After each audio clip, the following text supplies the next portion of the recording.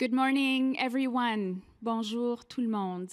On behalf of the Canada School of Public Service, I'd like to give a warm welcome to everyone joining us here from across Canada for this two-day symposium on values and ethics in the federal public service. Mon nom est Nathalie Laviadès-Jaudoin, je suis vice-présidente principale à l'École de la fonction publique du Canada et je serai votre modératrice pour aujourd'hui. Avant d'aller plus loin, je tiens à souligner que je me trouve aujourd'hui à Ottawa, en Ontario, sur le territoire traditionnel non cédé du peuple Anishinaabe-Algonquin.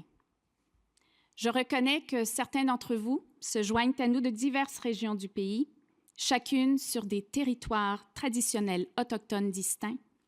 Je vous invite à prendre un moment de réflexion afin de reconnaître et d'honorer l'histoire profonde de ces terres. Merci de vous joindre en si grand nombre. Nous sommes ravis de vous accueillir. On me dit qu'il y a à peu près 12 000 personnes, en plus des gens ici à Ottawa. Donc, merci de vous être joints à nous en si grand nombre. Peu importe d'où vous allez assister à l'événement, vous pouvez participer à la discussion en ouvrant WooClap sur votre appareil. Pour ce faire, je vous invite à vous rendre au wooclap.com et entrer le code d'événement VEOCT dans la bannière supérieure. This interactive tool is going to be used throughout our two-day event, and you can access it by visiting wooclap.com and by entering the event code VEOCT in the top banner to join it.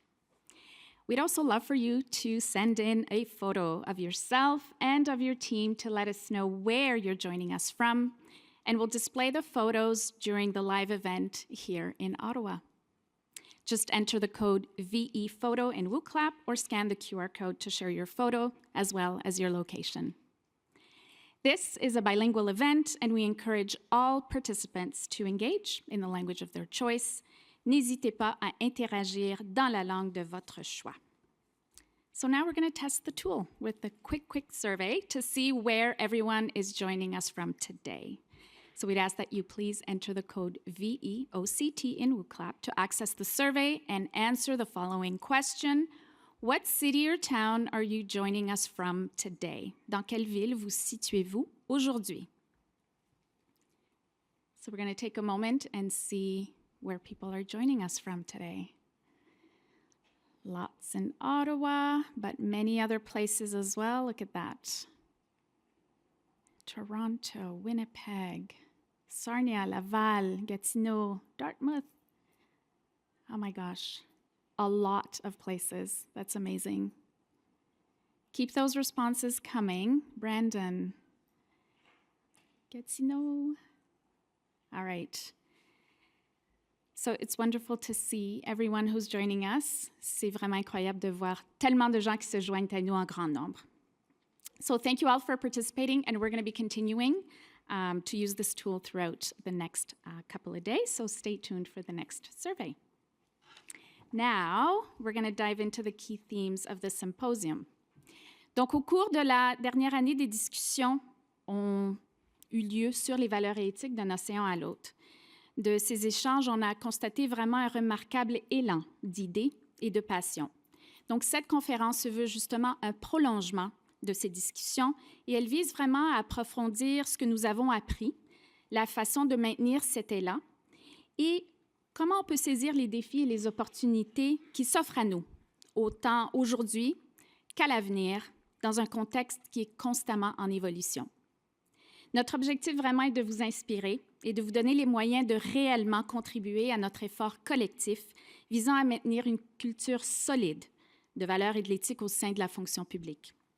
So thank you all again for being with us in great numbers, and we're going to make the next couple of days a real rich, engaging, and productive one. Are you with me? Yes, yes, yes, come on! So without further ado, we're going to get started, and it gives me great pleasure to introduce to you Elder Verna McGregor. Elder Verna McGregor is from the Algonquin community of Kitigan-Zibi Anishinaabe, which is approximately 120 kilometers north of Ottawa. She works at the Minwashing Lodge, which is an Aboriginal women's support center located in Ottawa. Services and resources provided by Miwashin Lodge assist in the empowerment of Indigenous women leaving violence. Elder Verna is firmly grounded in her community and nation by also being part of the group of traditional grandmothers, Kokomisag, and elders. This includes promoting the retention of the Algonquin language and culture, which is so important when addressing issues and connection to the land. So with that, please join me in welcoming Elder Verna McGregor.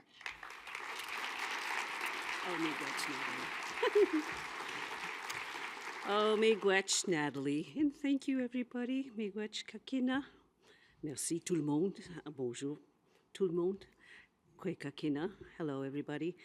When I was driving in this morning, I was thinking about that is your theme, what unites us, what defines us.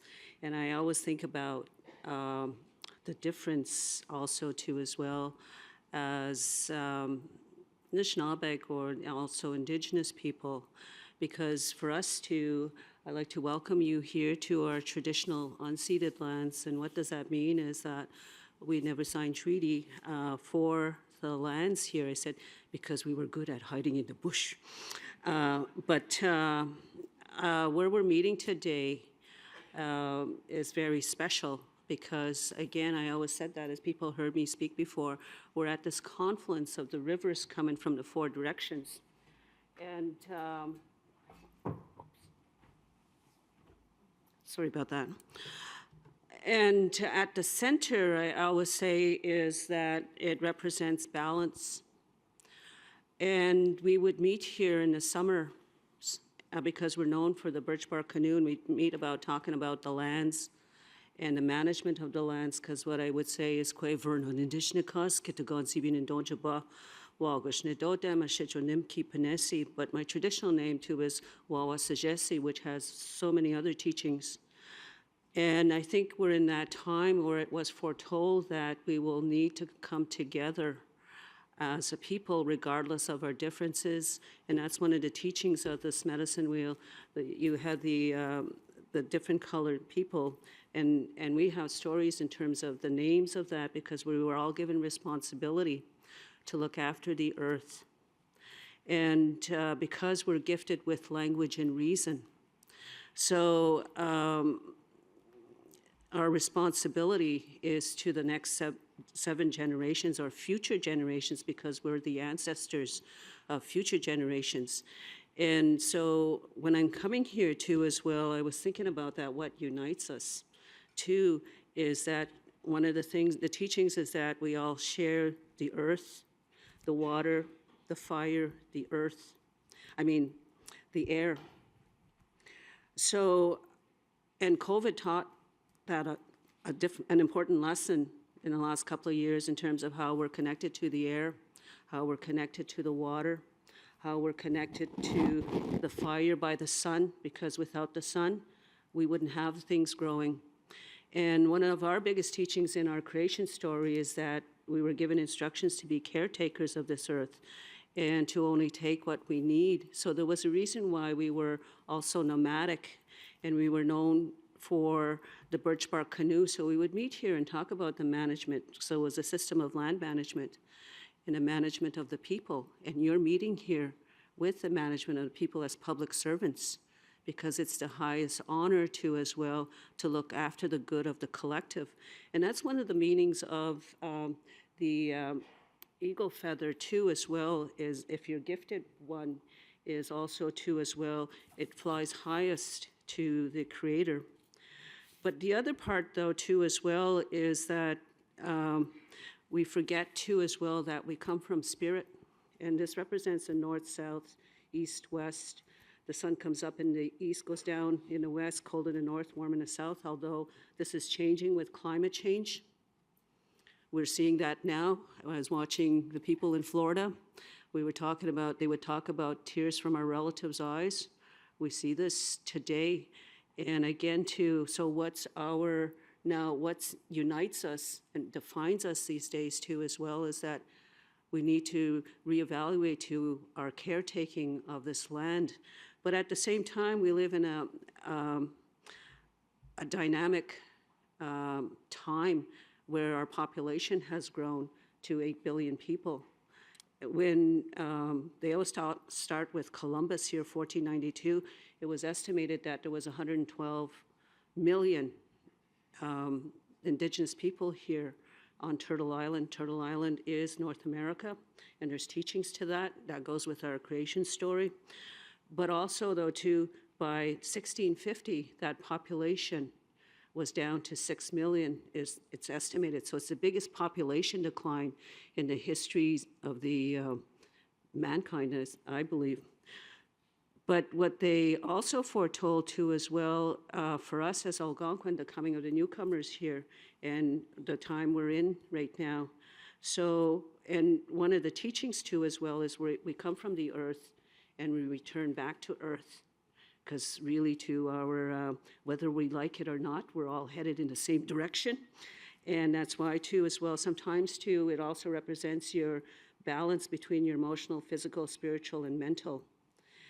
And again, too, I was just talking to a group last week, and I said, and when in change management, how does change apply to you? How does it apply to your emotional, physical, spiritual, and mental? And sometimes what is missing sometimes is the spiritual in order to connect with our ancestors.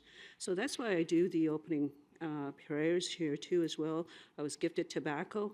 Again, too, this is one of our first gifts given to us with instructions that any time you harvest anything, there's always a reciprocity of giving an offering of tobacco because it was the first gift given to us. Anytime you ask somebody to do something in sharing knowledge or prayer, there would be ceremony, there would be an offering of tobacco. So again, too, it's that understanding of reciprocity. And I think that's what your roles too as well as public servants in guiding this whole economy is how do we also manage the four elements that connect all of us and define all of us so that we have a good life here.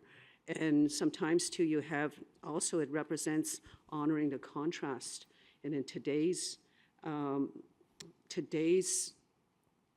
structure of us living here, again too as well, sometimes you have this contrast. I was thinking of this in Parliament, the right and the left. But I said, how do you balance that too for the well-being of the collective? And that's why I think the public service plays a big role. One of the teachings here is also too, it's this dream catcher, and I say this often.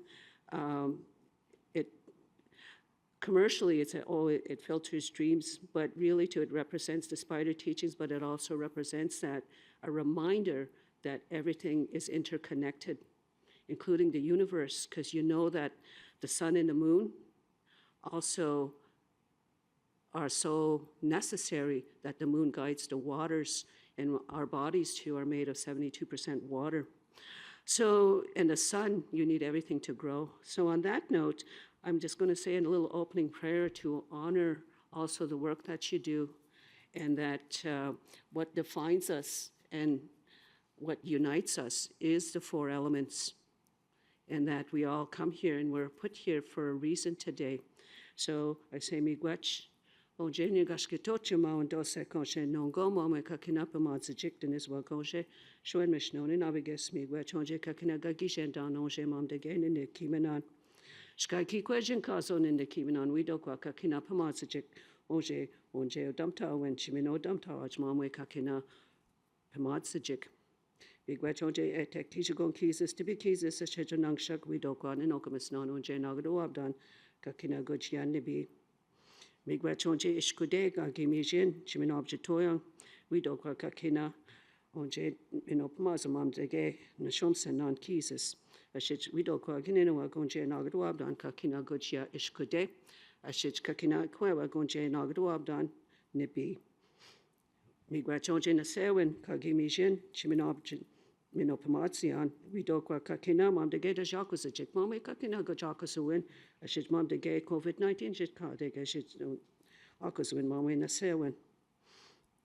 Kan shesquat negoe de semen kego gajemana doshich kana noj guchnikwe de semen.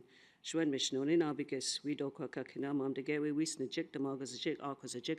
Kaya we me yard wa jik nongum chuwana ki watch Shwen Mishno me gwach, me gwach, me gwach, me gwach. So I'm going to ask somebody in the audience if they want to translate. So I'm just going to, and I point my feather. Really what I say is I go around, and it's really a blessing to remind people how gifted we are to be here today, and that, again, it's a reminder that we are caretakers of this earth for future generations, and we have a little baby in the back, and the baby's here for a reason too. He's here to remind you. So when he starts to cry, it's a reminder. So you're put on notice, folks, of your job, like to do a good job. What I'm going to do is I'm going to just light a little smudge here. And why we do that is it's our connection from the physical world to the unseen world. And I usually use sage, but today I'm going to use sweetgrass. And why I do that too as well, it's, again, our connection, but also to the sweetgrass represents to our balance in body, mind, and spirit, that you have good balance today and the next 2 days in body, mind, and spirit, and send good wishes in the work that you do. So this is my worst part of my openings, is lighting the fire in front of everybody. But I'm getting good at it. And actually, it's the sweetgrass represents also the hair of Mother Earth. And right now, too, it is like a time to harvest. So I'm just going to go around the room really quickly, and I'll pass the podium back to Natalie. And just a sec. I thank you for your patience, Miigwech, but I'll be back.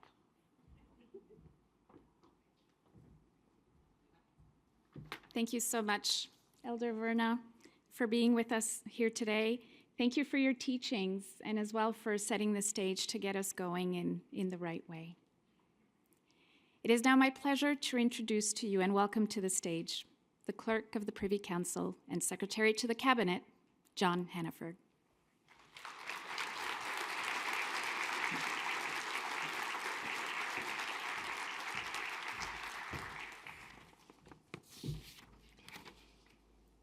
Thank you very much, Natalie, and thanks so much for emceeing today and tomorrow. And thank you, Elder Verna, for your wisdom in starting our day off today. It's always such a pleasure to hear from you and to learn from you, and I think it sets a tone which is entirely suitable for the conversation we're about to have.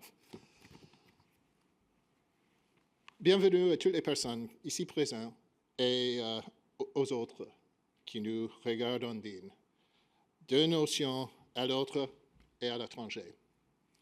This is simply fantastic.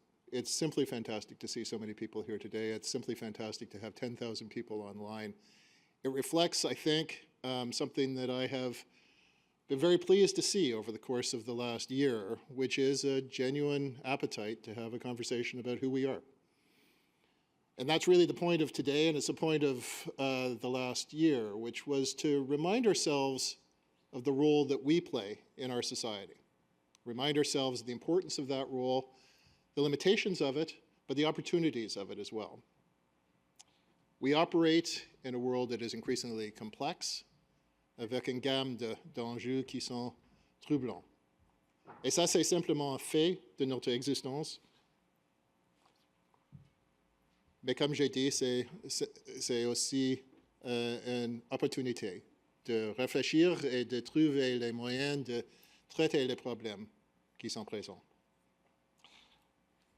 Il y a plus d'un an, j'ai lancé ce dialogue renouvelé sur les valeurs et l'éthique.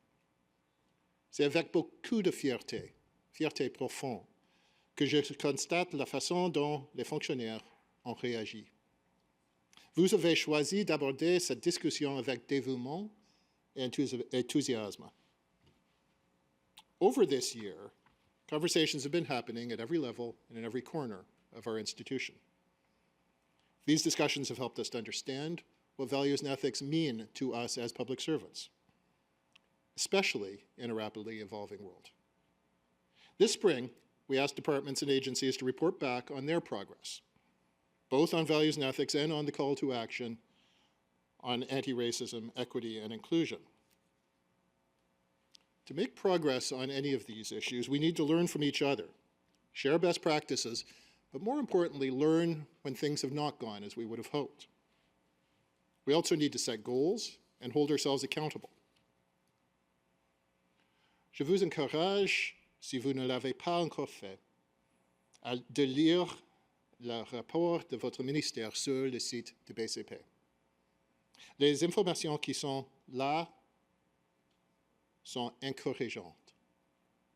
Many of you are taking actions to advance values and ethics and the call to action within your organizations, to embed them within your organizational cultures. And overwhelmingly, we heard you that there is a desire to share those experiences, share the difficulties that we've experienced and how we resolve those challenges. Practical stories turn into good practice. That's how we bring our values to life in our daily work. And with your help, that's exactly what we're here to do today. Cette conférence est un pas vers l'avant. Mais ce n'est pas la fin. Il s'agit plutôt de la voie à suivre. La collaboration, le travail d'équipe, l'enthousiasme et la communication ouverte. I'm inspired and I'm deeply proud of the creativity and innovation I've seen from public servants over the course of this last year, as we work together to further ingrain our institution's values and ethics in everything that we do. As a public service, we're working to become increasingly more diverse, accessible, and inclusive. We're encouraging innovation and recognizing the importance of welcoming different points of view and novel approaches in doing the work that we do. And we're all here for the next 2 days to learn, including myself. Over these 2 days, we're going to cover a lot of territory and talk about the values and ethics journey that we've had to date and where we're going. We're going to update ourselves on the way forward on the call to action on anti-racism, equity, and inclusion, and discuss its intrinsic link to our core values and ethics. We're going to talk about upholding democracy, serving Canadians, and understanding our role as public servants. And we're going to explore the use of artificial intelligence in the public service. Through it all, we're going to be sharing new tools and resources, and we'll hear from your colleagues, public servants, who have stories to share about their experiences with values and ethics. J'aimerais conclure par tout simplement dire merci. Merci à tous ceux qui ont participé aux discussions au sein de leur ministère. Beaucoup d'entre vous ont été impliqués au cours de la dernière année. Merci à tous ceux qui ont rendu cette conférence possible. Je sais que cela a demandé beaucoup d'efforts de la part de groupes différents. Je vous exprime ma gratitude. And I want to thank all of you, every public servant, for serving across this country and around the world. You deliver excellence to Canadians every day, and your work is deeply important. Thank you. Merci. Miigwech. And now we're going to hear directly from public servants about how they're bringing their values and ethics to life.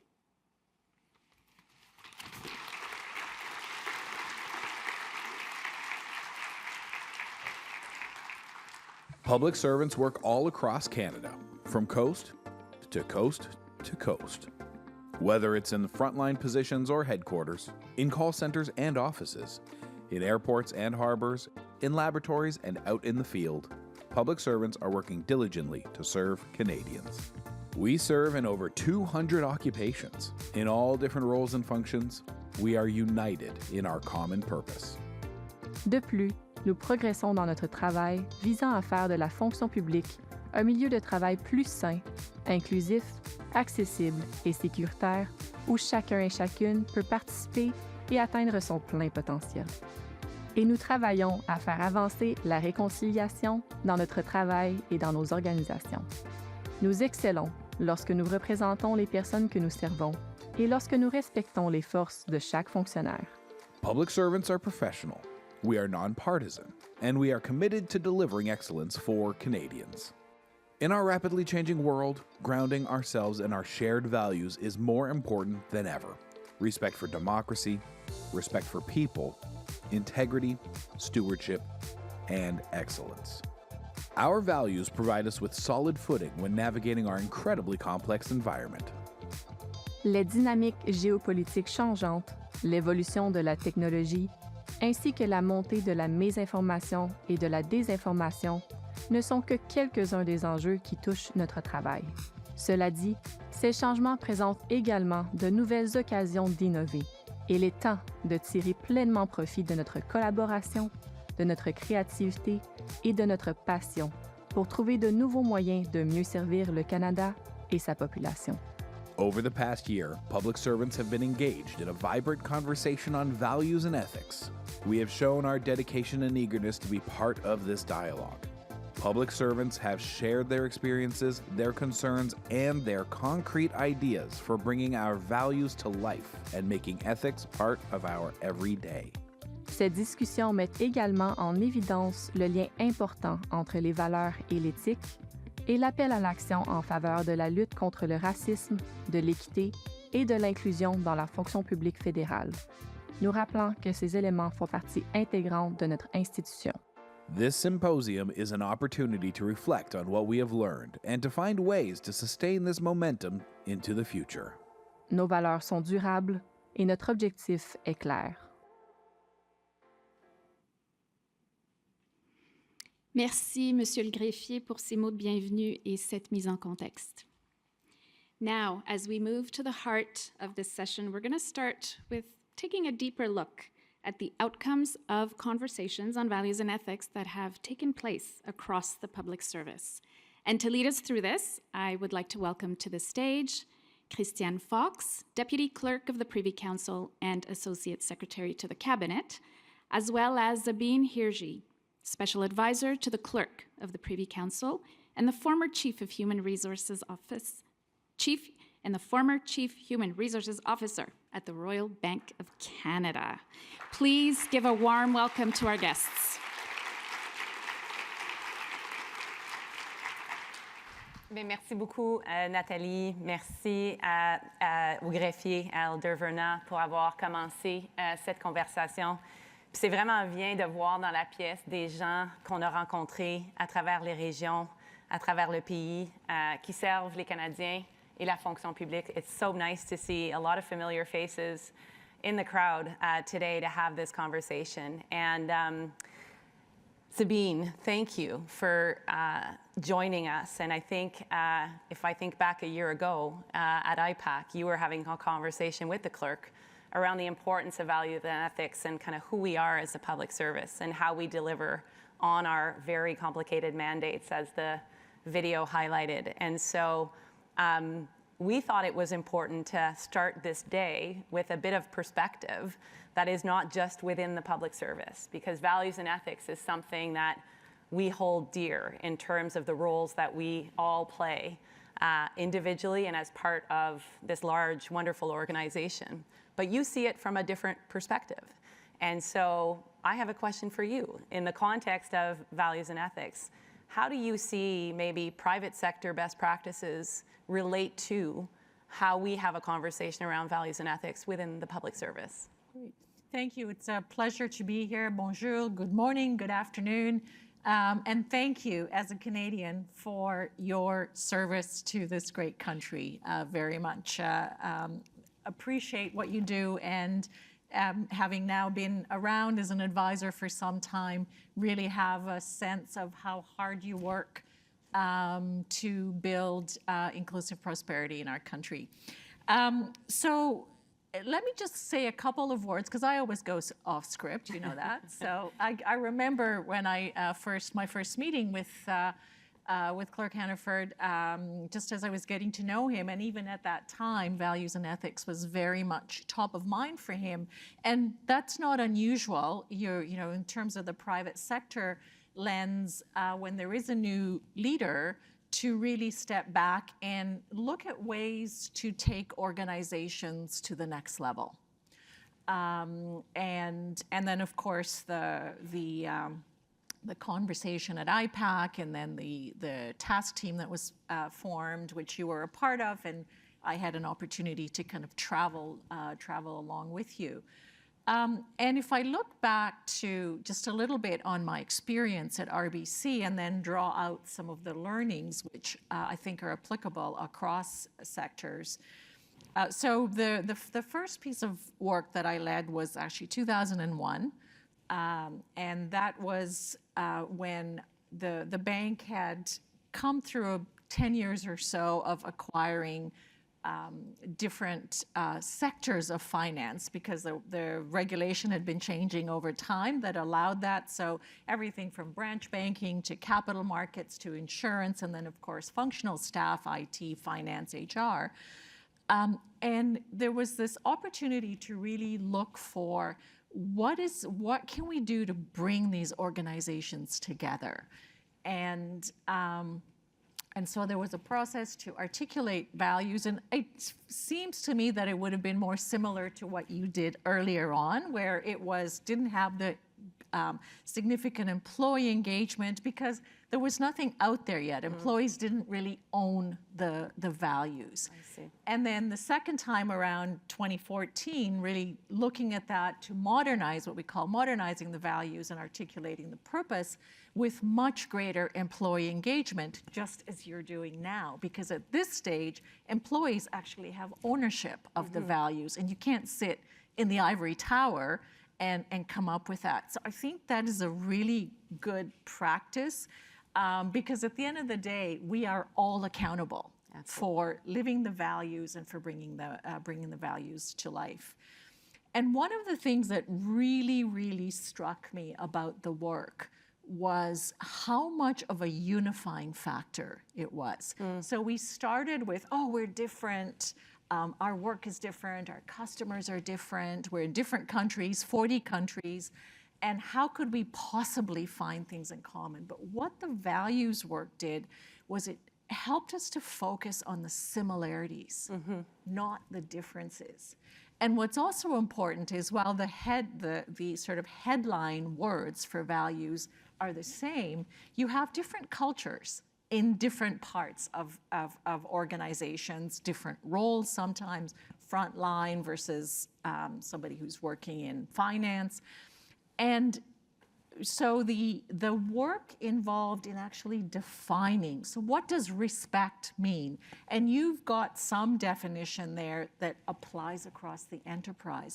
But what's super important is to bring that into departments, into teams, and sit down and say, so what does this mean to us day to day? Yeah. How does this play out? What are the challenges that we have? And really contextualizing it, but also co-creating the definition around that. And having that level of flexibility, so in a way, the differences show up at that level, not at the overarching level. And that was probably the most powerful thing that we did. And what it started to do, and particularly the second time around, where there was also a focus on articulating our purpose. And clearly you have it's easier in the public sector to, but sometimes you forget, I'm sure, as to why you're here and the difference that you really make, because we get so focused in our own silos. But it empowered people. So I had people saying, one of the things that we are focused on is community, and I can now go into my community and support in a way that I couldn't before because I have something to point to. So these are frameworks that are not constraining, but actually empowering. Yes. And of course, values are generally overlaid with an ethical framework, which typically include things like justice, respect, fairness. Absolutely. Those apply universally.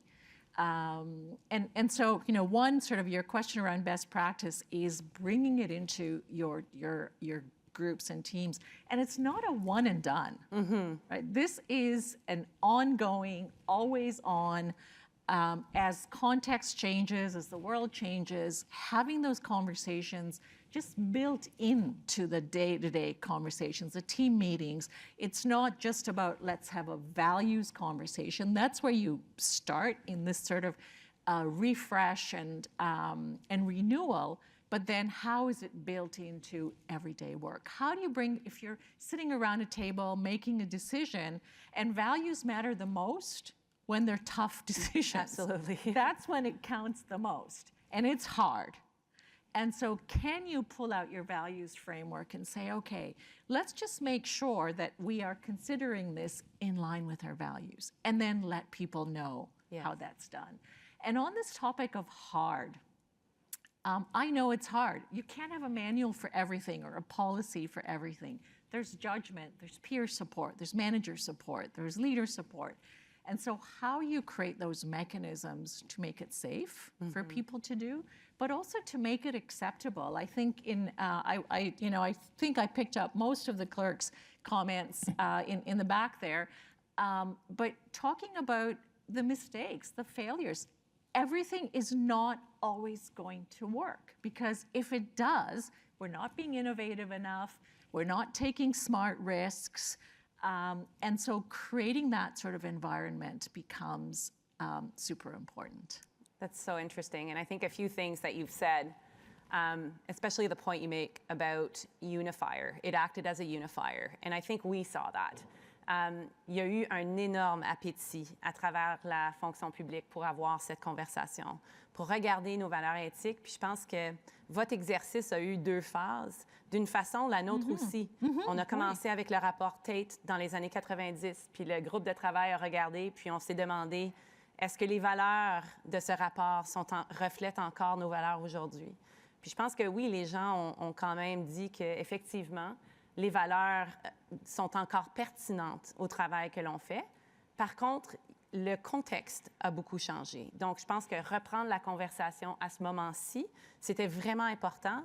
Puis, je pense que le partage d'histoires, d'expériences à travers la fonction publique. One of our colleagues, Gina Wilson at Indigenous Services Canada, talked about this exercise as being in part kind of storytelling for the public service. And I think that, you know, as part of my role in the task force and the conversations that I've had since, I've learned a ton about what people's kind of challenges are in the values and ethics space. And I think to your point around, these are hard moments when you have to make those decisions. And so it's not the time to kind of have the conversation around the foundation. You actually have to have those discussions prior to. And I think what I've learned is sharing my stories of being a communications professional and sometimes having that gray zone of political communications versus Government of Canada.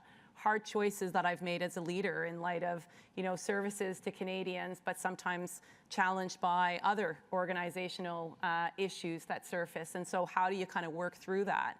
And I think hearing from a prison warden in BC or a pay advisor in Miramichi, or individuals who at times felt like their own identity became a political issue, and how do we navigate that as a public service? I have learned from those moments, and I think that this is part of what this conversation is about, is we all, and I heard the clerk say, we're here to learn, and we learn from each other, and we're best when we sort of collaborate, when we kind of come together, and I think that that has to come with a lens of an understanding that the public service that I joined, I often tell this story that when I joined the public service, my then Deputy Minister, Richard Discerny, sort of pulled me aside and talked to me about what it meant to be a public servant, how that would impact sort of who I was and what I represented, and the importance of nonpartisan, evidence-based, data-driven advice I would give in serving the country. And that kind of, you know, really, really stuck with me. And I feel like over the last few years, pandemic, mis and disinformation, introduction of AI, like the context is so complex that coming back to this conversation, I think, is important. And I think it's also important to note that the public service I joined is not the public service I want us to be, because it didn't talk about mental health. It didn't have call to actions. It didn't think about inclusion in the way we think about it today. And we're still not there yet. There's a lot more work to be done. But I think as a public servant, having the ability to kind of compare our lived experiences and grow and learn, make us stronger. And one of the things that in this role that I've reflected a lot more as of late is on trust and the trust and confidence that Canadians have in institutions. At Apex, we got to hear from Peter Mansbridge, who said, you know, the media industry is undergoing a similar challenge to government institutions. Sabine, what are your thoughts on trust in public service, and how does this values and ethics conversation help us regain or keep that trust? Yeah, trust has become such an important aspect for institutions, for business. Yes. If you think about the banking sector, which is where I spent my career, the relationship with the customer is based on trust, and it's the same for Canadians. With governments, the relationship is based on trust, and trust is so hard to earn and so fragile. And I mean, we know that, but there are moments of truth where you really have to think hard about trust. And trust is an outcome. You don't do trust. Trust comes from integrity. Trust comes from fairness. Trust comes, you know, it's an outcome from many of your values, from respect. And as I think about trust in governments, of course, the media plays a huge role, and sometimes it's fair and sometimes it's not. It is just for Canadians to have better skills to be able to decipher the fact from not. Is important as well, but that's a different topic. But certainly for, and I think you're talking about upholding democracy tomorrow as well, that is something that becomes an important skill. Yeah. But I like the Edelman Trust Barometer. Mm-hmm. I trust it. Haha, you can laugh. Which has been around for a long time, and you know, it's a reliable source. And I was just looking at the data as I was preparing for this. And by the way, using Gen AI, mm-hmm. I was looking at the data. Just saying for your conversation tomorrow. And what's interesting is trust in governments, and not surprising that in a crisis it went up. So in 2020, there was a huge increase in trusting, and this is Canadian data, yeah. in trusting government. And the following year, there was the same increase in trust in CEOs and business. And so crises are moments that are trust building or trust destroying, and you know that better than I do, but really paying attention to that is important. What's happened though is that for governments, the trust levels didn't go back to pre-pandemic levels, and for business, they did. So there's some learnings there, but it is around transparency. And again, I know these are really hard things, but important transparency with employees and transparency with Canadians. Your employees are a huge, they're advocates for the organization, and when they have information, they can speak about things, and they can, there's a sense of pride that also comes from doing that. Accountability, which you touched on. Ethical leadership. But one thing maybe that to finish off, that I will add around trust that's emerging as something newer, is really trust in it's around innovation. And so Canadians, in overall, we are more skeptical about AI than the global numbers by quite a bit. In the Edelman Barometer, I think it's 19 points. And so there, what Canadians are looking for is trusted sources of understanding the benefits of AI and the risks. And what are governments doing to help realize the benefits? We need that innovation for prosperity, while at the same time smartly mitigating those risks. Mm-hmm. And helping to educate Canadians on what they can do, but also what what are some of the things we can do? So that may be something that you might talk about tomorrow. Absolutely. And I think the points you've raised around respect, accountability, stewardship, transparency, like that's how we sort of maintain and develop that trust relationship. And I think what I always try to remind myself, and I think it's an important reminder for all of us, in all the roles that we play, at the end of the day, sometimes we can get caught up in the policy or the process by which we all have to work, a TB sub, an MC, an operational plan, an IT system upgrade, whatever that kind of work may be. At the end of the day, there are people behind all of that. And reminding ourselves around sort of the importance of putting people first, putting Canadians first, or people who want to make Canada their home. And I think it's just this constant reminder as we want to gain trust that we can only do that if we keep that in mind. And we have seen actually across the public service a really interesting, you talked about values and ethics kind of across the public service, but we're all kind of unique in the roles that we play. The organizations all have a particular mandate. And I think some of the real interesting parts of this conversation is seeing how people are living their values.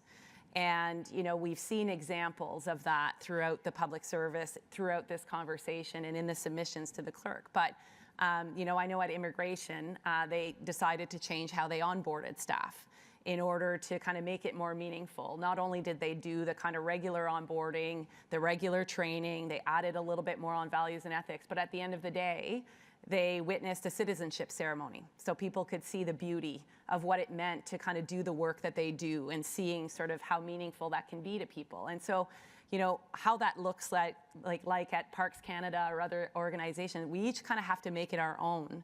But I think kind of overall, we all have to come together because the one thing that unites us is being public servants and living by those values. So I thought it's worth a review of some of the documents online because it does remind us of the important role that we play. One of the things, as you've been talking, the common theme is also just around our common humanity. Yes. As leaders, as individuals, what we saw with what the pandemic did was just accelerated a lot of trends. Yes. And people, the future of leadership or leadership today is really human. And what the values conversations help with is also for us to get to that humanity, empathy, compassion. Those are things that Canadians want to see as well. Yeah.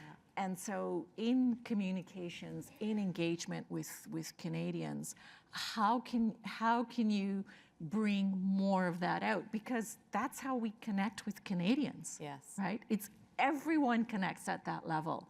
And that's what we saw during the pandemic when you saw the spikes in trust, because we were looking for that leadership, that support, that empathy, that understanding, because we were all going through, regardless of level, role, sector, we all had common purpose and shared values. Yeah. And it's something that we had a lot of conversations about in the context of the values and ethics sessions is who speaks for public service, right? We've got ministers who speak to program and policies as they should.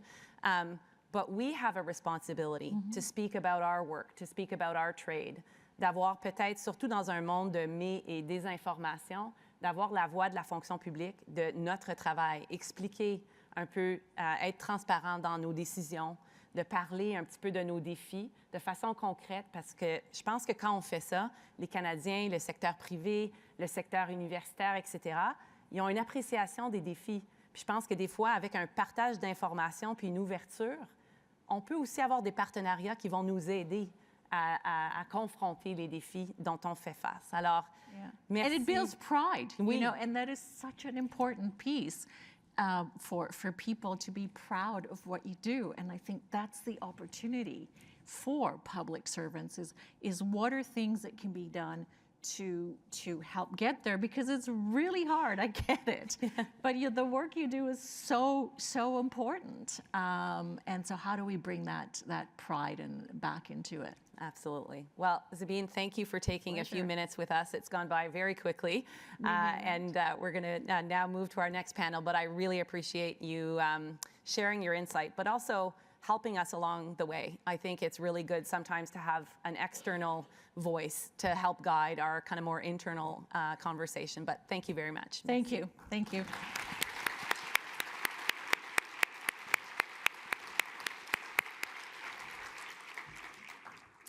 Thank you again, Sabine, and Deputy Clerk Fox, you're not off the hook, so we will keep you here for another little bit. So we're going to now move to broadening the discussion with perspectives from other public service leaders across different departments. As I mentioned, Deputy Clerk Fox will be remaining with us. She will be moderating the panel discussion, which will also be followed by an opportunity for live questions from audience members, as well as those joining us virtually. Just reminding you, so that you can start thinking about those questions, that you can start submitting them by using WooClap and entering the code VEOCT. And so with that, I'm going to invite our panelists to come join us on the stage. Please welcome Jacqueline Bogdan, Chief Human Resources Officer at the Treasury Board of Canada Secretariat. Yes. Taiki Sarantakis, President of the Canada School of Public Service. Nana Sloan, Acting President, Pacific Economic Development Canada. Kimberly Lavoie, Assistant Deputy Minister at Natural Resources Canada. Vera Alexander, Associate Assistant Deputy Minister at Global Affairs Canada. And Vanessa Lloyd, Interim Director, Canadian Security Intelligence Services. So with that, Deputy Clerk Fox, the floor is yours. Merci. Et puis merci au panel d'être avec nous ce matin. Je pense que on va avoir une occasion de peut-être aller un petit peu plus loin dans certaines des bonnes pratiques qui ont été développées au cours de la dernière année, non seulement au niveau entreprise, mais aussi dans les ministères individuels. As I mentioned, I had the opportunity to go and travel a lot over the last year and talk to public servants, and I saw firsthand about sort of the value in having the conversation. And you know, we used to have a sort of a process by which we had conversations about values and ethics. I don't know if you guys remember the little book. When I joined the public service, you were given this book. So first of all, there's a Bring Back the Book movement that's been started because there's a reflection about, getting your letter of offer and just having a link to the values and ethics that you may or may not spend a lot of time on. And I think we've got to rethink that a little bit. We have to rethink it both in the context of onboarding, and we have to rethink it in the context of ongoing learning, that we are kind of asking people to change jobs, change departments, change levels of responsibility. And so I think as I had a chance to meet with all of these great panelists, it's an opportunity to kind of first look at enterprise-wide. What are some of the things that we can do to reinforce our values and to keep them alive and well in the conversations that we have? So I'm going to start with Jackie and asking her a little bit about the code and why the code matters in terms of being a public servant. Super. So thank you very much, Chris. So I brought a copy of the book. Bring back the book. So there you go. Bring back the book. There you go. I'll maybe start with first principles. As public servants, we are part of a very important national institution. And that is a professional and nonpartisan public service, and it is integral to Canada's parliamentary democracy. Nous avons un rôle fondamental à jouer au service des Canadiens et des Canadiennes de l'intérêt public, sous la direction d'un gouvernement élu et des lois du Canada. Ceci est vrai que nous soyons un scientifique, un inspecteur, les conseillers politiques, ou les personnes chargées des traitements des passeports. N'importe où, ça apprend à nous. As we fulfill our roles, it is very, very important that we always uphold and strengthen the trust and confidence of Canadians. That we need to firmly implant in our brains front and center. So how do we do that? We do this by, as we're talking about today, having very clear shared values and expected behaviors that public servants collectively aspire to and try the best that we can to integrate into our actions and our decisions each day.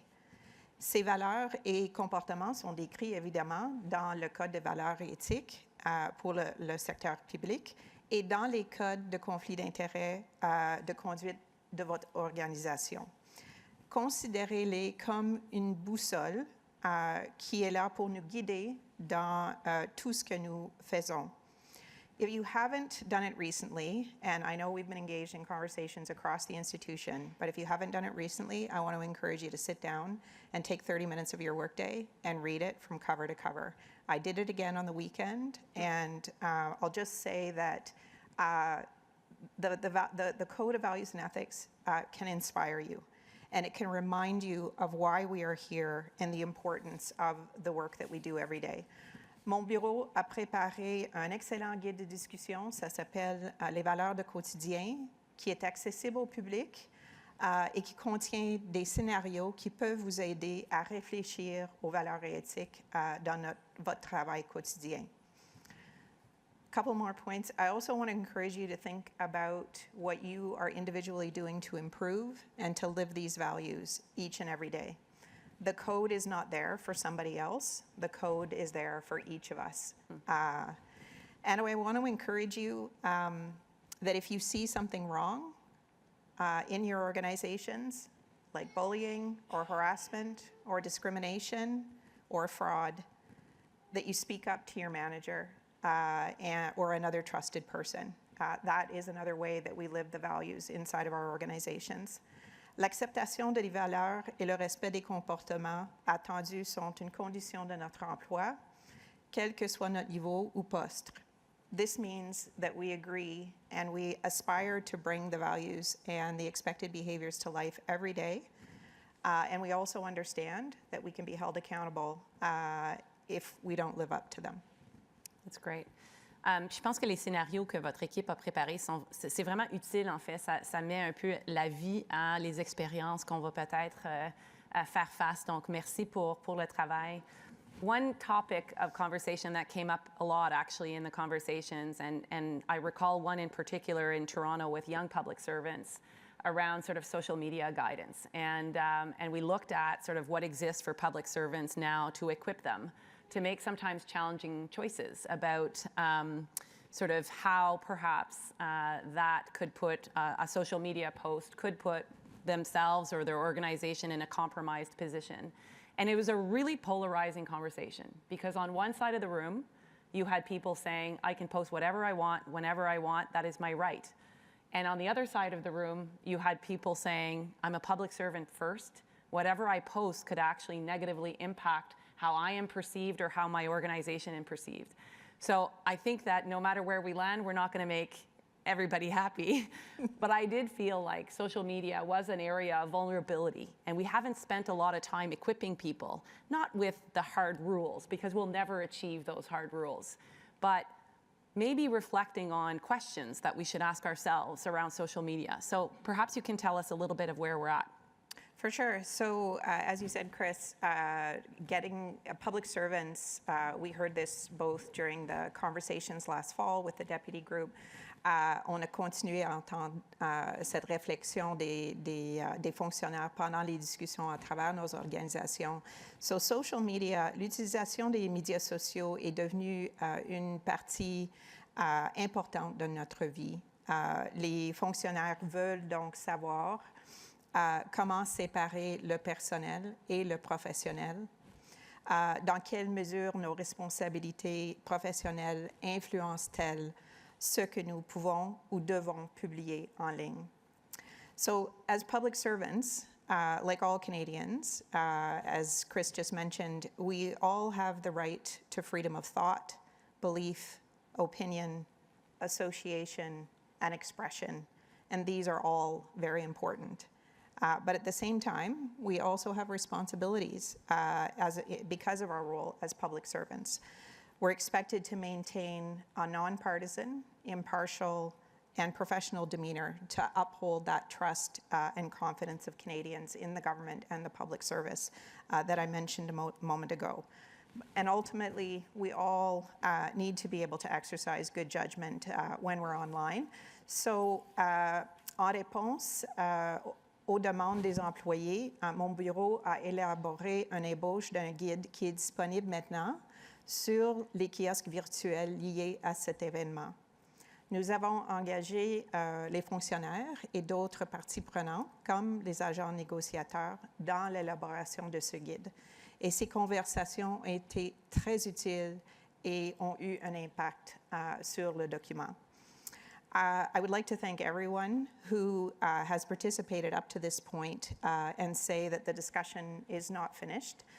There are still opportunities to provide us with your feedback to make it more useful to help you make good decisions.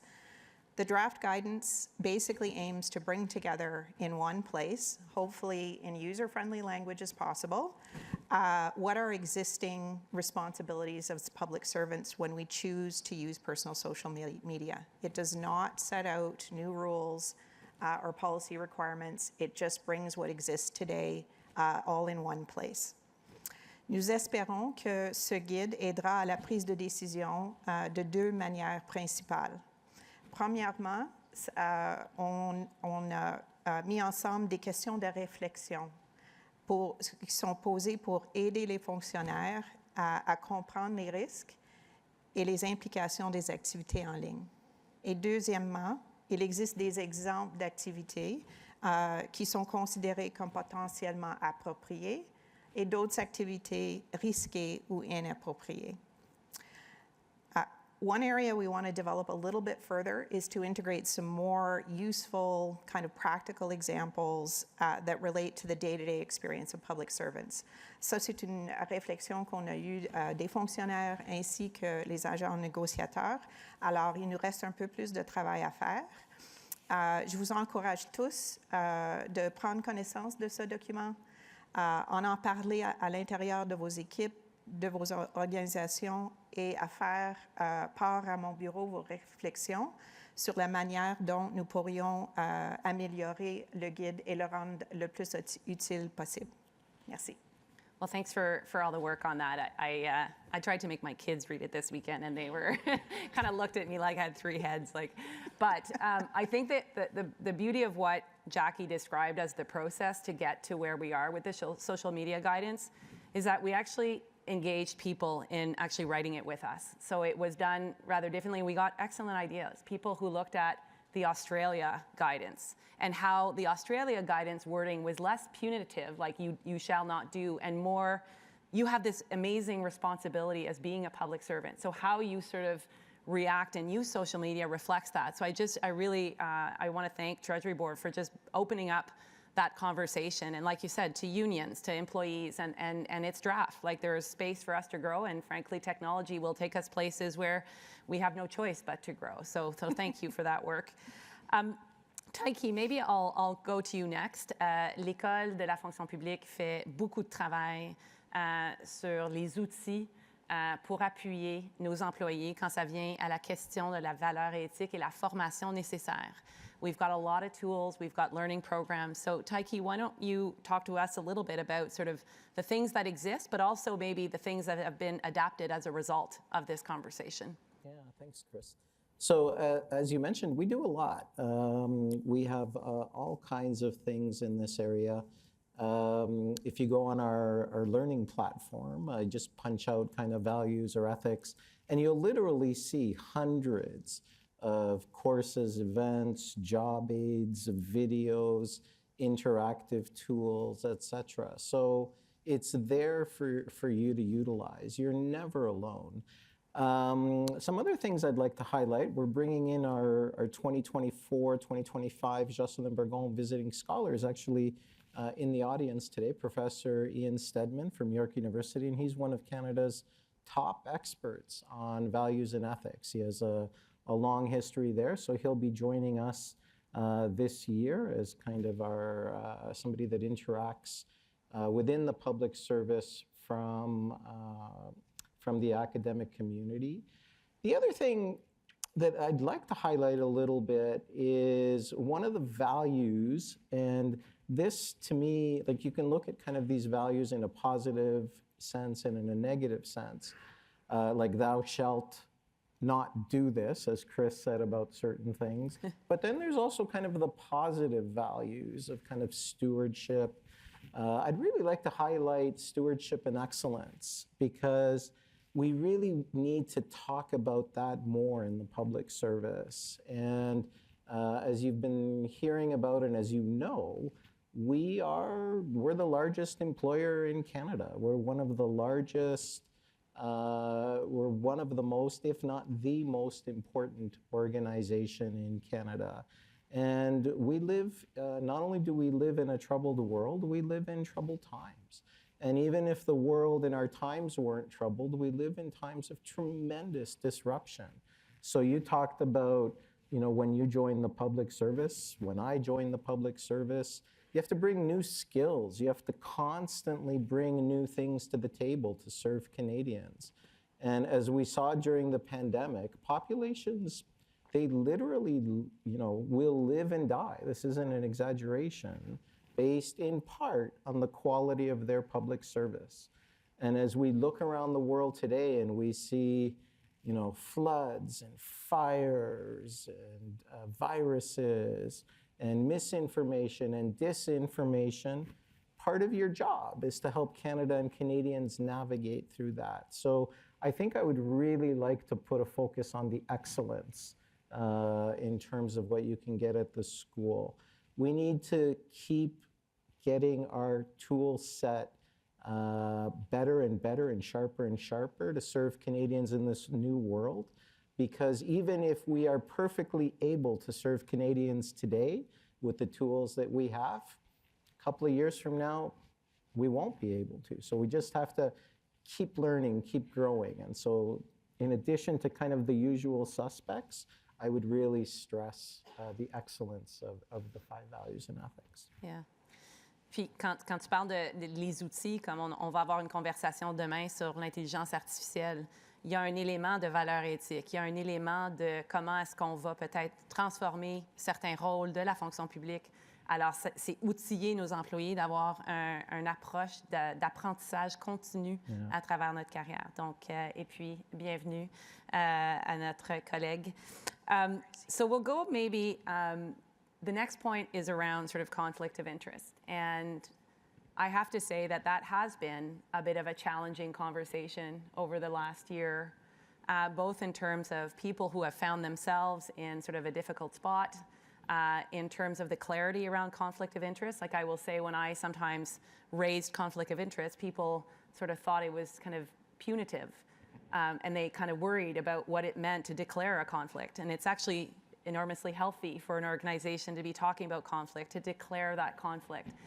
In fact, when I was with the Auditor General's group, they do a conflict of interest for every single audit that they conduct to make sure that they are protected. And so I see it as a protection.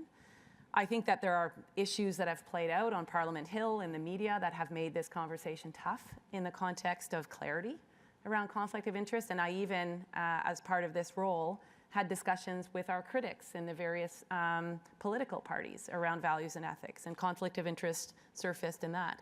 So I do think it's important for us to tackle this. So Jackie, maybe could you tell us a little bit more about how we can equip people around conflict of interest? For sure. So, super important subject. Les conflits d'intérêts, si vous ne saviez pas, sont couverts par la rubrique d'intégrité dans le Code du valeur éthique. Alors, c'est quoi un conflit d'intérêts? In case this is the burning question that's in the front of your mind, what's a conflict of interest? Un conflit d'intérêts désigne tout conflit qui survient entre nos devoirs en tant que fonctionnaires et nos propres intérêts ou affaires privées, et qui pourrait influencer la façon dont nous faisons notre travail ou qui pourrait sembler influencer notre façon de faire notre travail.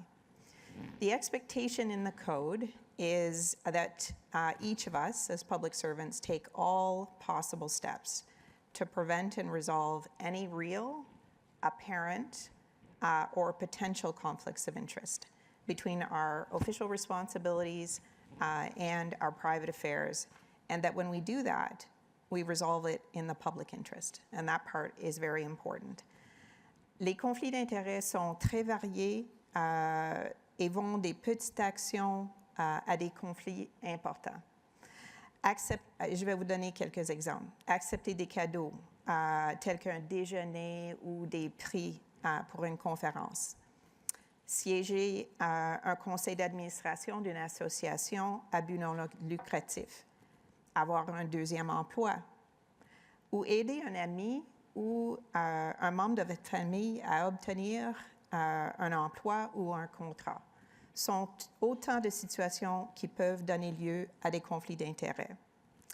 Sometimes a conflict of interest is obvious and straightforward, but at other times the issue is that the situation might look like a conflict of interest, even if it's not. So it might look like a conflict of interest in the eyes of a Canadian or a member of the public, but it might actually be one. Or the situation is one that is likely to become a conflict of interest. Any of those situations can have an impact on public trust, and that is what we're most concerned about here. Nous devons donc organiser notre vie personnelle de manière de prévenir les conflits d'intérêts afin de maintenir la confiance du public dans l'impartialité du service public et dans notre prise de décision. Si un conflit survient, il est important que nous le divulguions et nous prenions les mesures nécessaires pour le résoudre dans l'intérêt public. So Chris, one example of a situation that has come up a few times over the last year that can result in a conflict of interest is when a public servant wants to enter into a contract with the Government of Canada. So you're an employee full-time or part-time, and you'd also like to do some additional work and enter into a contract. So on this question, I'd just like to make super clear for anybody who might be wondering about this, that the Directive on Conflict of Interest requires us to seek and obtain the approval of our Deputy Minister before we enter into a contract. So just to be super clear, you need to have the approval first before entering into a contract. Your deputy will want to evaluate where there's a conflict between your duties and the contract that you want to enter into. So I think it's really important that people are aware of that requirement. So I'll just make a couple of other points. On a tous un processus de gestion de conflits d'intérêts à l'intérieur de nos organisations. Avec ça, ainsi que les conseils de nos superviseurs, sont là pour nous aider à rester en sécurité et au bon côté de ces questions. Pour vous rappeler, nous sommes tenus de réexaminer notre situation personnelle lorsque notre situation change ou lorsque nous changeons d'emploi et chaque année lorsque nous examinons nos performances avec nos responsables. So my advice to everyone would be this. Have a conversation with your manager. If you are concerned about any conflict that you might have between your personal and your professional affairs, have a conversation with your manager or file a conflict of interest declaration whenever there's something that might look like a conflict. There is absolutely no downside to checking it out. And it's actually, as Chris mentioned, something very healthy for all of us to do, is to be asking ourselves about the things that are happening in our private life and how that might reflect on our capacity to do our jobs. Excellent. Taiki, did you want to add anything? Yeah, maybe just to add a quick coda to what Jackie said. Sometimes we talk about values and ethics and code of conducts with a heaviness, like it's a punitiveness. And we talk about it like it's a punitiveness almost that it's unique to public servants. It's not. Every profession in Canada, whether you're a doctor, a lawyer, an accountant, a financial advisor, an architect, an engineer, you have values and ethics. You have codes of conduct, and there are certain things that you can't do at certain times when you join that particular profession. Like there are certain things you don't want your doctor doing. There are certain things you don't want your lawyer doing with your money. There are other things you don't want your accountant doing with your money, and those are good things. So think of them in that respect sometimes when they feel heavy. Think of them not as negative things, but think of them as part and parcel of who you are as a public servant. Because if you look at it from the other side, you should be proud that you're not allowed to contract with your own employer. You should be proud of the values and ethics that you embody every single day as a public servant. Absolument. Puis même peut-être, il y a certaines organisations qui ont décidé de faire des attestations annuelles du conflit d'intérêts pour un rappel régulier à leurs employés. C'est quand même une belle pratique de notre côté. Comme j'ai mentionné, on a travaillé beaucoup avec nos équipes dans les régions. Puis la dynamique dans les régions peut parfois être très différente que la dynamique qu'on connaît ici à Ottawa. Nana, you flew in from BC last night, so thank you for being here. I spent some time with Nana and her team, and it really struck me when I was out west, just kind of seeing how, Pacifican, kind of new organization, obviously the footprint in BC and across BC, very close to the clients and the services, which can bring a dimension of values and ethics. And I wonder if you can speak a little bit about that regional perspective when it comes to stakeholder relationships, serving ministers, and maybe have you sort of taken a different approach within Pacifican on values and ethics? Sure. Thanks very much, Chris, and I'd be happy to.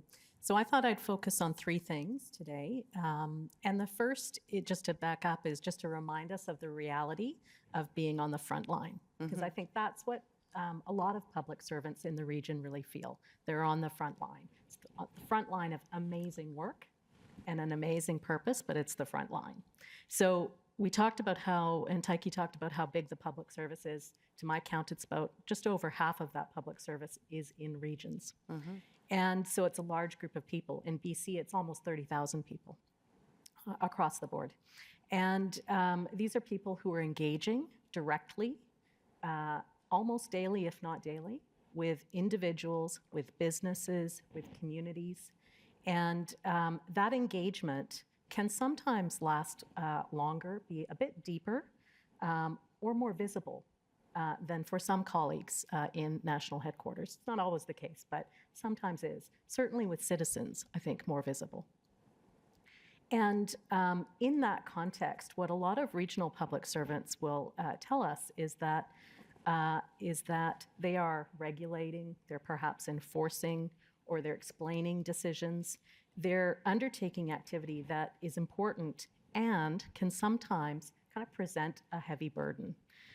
And so one of the things that public servants in the regions are doing that I've seen as we've had this conversation that's been very valuable is they've been living this advice or had the motto that when the burden is heavy, share it.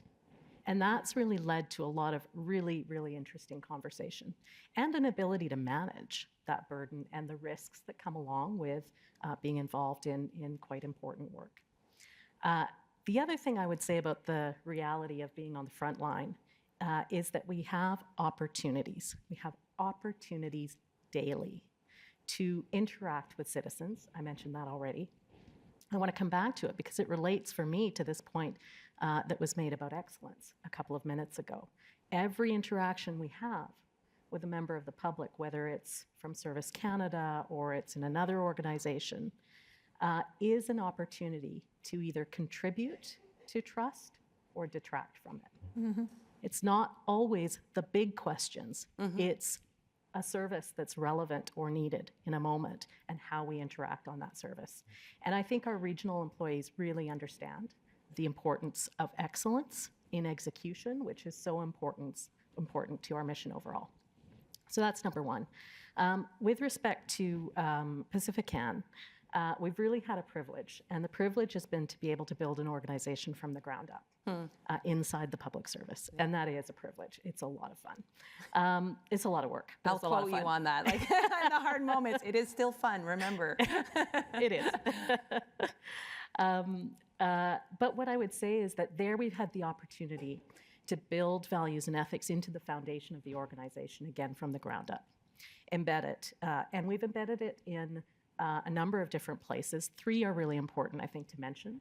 One is governance. And so we've built core committees with the mandates and with the opportunity to have or bring a collective view to values and ethics questions. So they're not simply individual views or individual discussions between employees and their managers. So that's in governance. Incredibly important to build it into learning, and we've tried to do that in the agency as well. We have this infamous platform in the agency called Tuesday Training. It's a flat training platform in that it's all levels learning together, and it's on topics that are sort of driven by the interests and the needs of our teams. We've had a whole number of values and ethics conversations, scenarios, discussions in our Tuesday trainings, and they've been incredibly effective. It's voluntary, and we get 78 to 80% participation from the agency every time. So they're relevant and valuable. We know that. And then we've got some sandbox activity around AI and things like that that allow us to experiment and to share that experimentation, including the values and ethics questions that come up. Most importantly, and I'll go quickly here, I know we're short on time, but most importantly, we've had the opportunity to build values and ethics into our culture and our culture statements for the organization. We've involved the entire organization in creating something that we call the Culture Canvas, and that is a translation of the values and ethics code and an elaboration on it for our organization. It crystallizes and guides behaviors and actions that we all commit to as individuals in the organization for each other. It captures why we exist, what we believe in, how decisions are made, and how we will help each other to learn and grow inside the organization. It's a really, really wonderful expression of the people values in the code. It's not everything, but it's actually taken root and is really important to employees. Finally, I just make one last point, and that is more broadly in the region in terms of best practice. I've seen a lot of really amazing practice in the region around values and ethics over the last year. One sticks with me, and that's really around the practice of meaningful engagement. There was a regional executive that I spoke to who was thinking about how to have the values and ethics conversation with his employees. His employees are shift workers. They're spread across the day in addition and night, in addition to being spread across a region. And his employees were, I'll admit it, a little bit skeptical about what started, from their perception as a corporate kind of priority and wasn't really felt in terms of the organization. So that executive didn't have a large values and ethics conversation with his employees. Instead, what he did was he took the opportunity of having a values and ethics conversation, raising maybe just one point in every single meeting he had with his employees about their work or about whatever else they were talking about. His big innovation was old school. It's not an innovation. It literally was a piece of tape he put on his coffee cup that had the acronym for the values of that organization on it. And it was his reminder and the reminder for those he was talking to about what they were going to talk about. So they would talk about the risks involved in whatever was happening for the individual employee, for the agency, and for citizens they were serving. And that was, I thought, that was just amazing. So. Great, thanks for sharing that. When we've talked about values and ethics, in the first part of the task force, there was conversations around, are they the right ones? And I think people felt they were, but some people felt that they needed maybe a little bit more add-ons or life to them. Alors, les valeurs complémentaires ont été des valeurs complémentaires comme l'empathie, la compassion, l'honnêteté, l'innovation. Kim, peut-être vous pouvez nous parler un petit peu de comment Ressources naturelles Canada a incorporé une valeur au sein de nos valeurs de la fonction publique. Oui, merci Chris pour la question.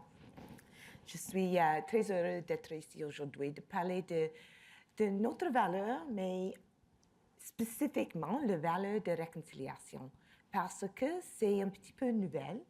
C'est pas quelque chose qui est dans tous les documents et dans tous les ministères, mais c'est quelque chose qui est vraiment important pour nous comme les fonctionnaires et pour la fonction publique en général.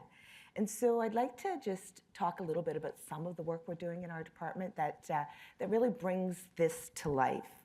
La plupart des Canadiens savent que les peuples autochtones puis des Premières Nations, les Inuits, les Métis, sont une relation très proche à la Terre. Et le ministère des Ressources naturelles, c'est le ministère qui est aussi le plus proche de la Terre. Et donc, nous avons une relation peut-être un petit peu plus proche avec notre peuple autochtone que la plupart des autres ministères.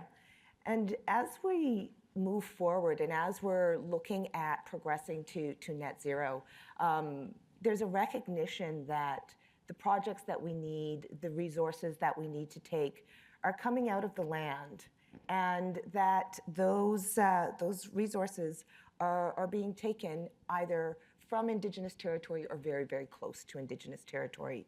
And to quote an Indigenous organization that we work with quite closely, the road to net zero runs through Indigenous lands in this country.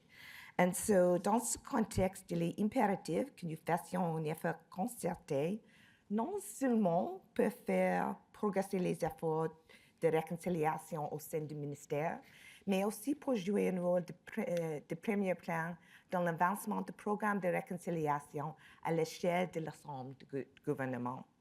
And so some of that work includes the revamped Code of Values and Ethics that NRCan actually just launched this morning. So timing is perfect. Sometimes, the stars align, and in this particular case, it actually did. And so we launched our new code, and through the renewal process, it was identified that reconciliation was really, really important to the department.